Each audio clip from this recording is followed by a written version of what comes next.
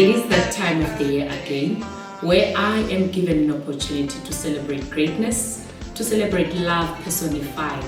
My dear mother, Prophetess Ruth Emmanuel Makandiwa, a fearless woman, a phenomenal woman, a powerful woman, a God-fearing woman. Happy birthday, my dear mom. Enjoy your special day. I love you so much.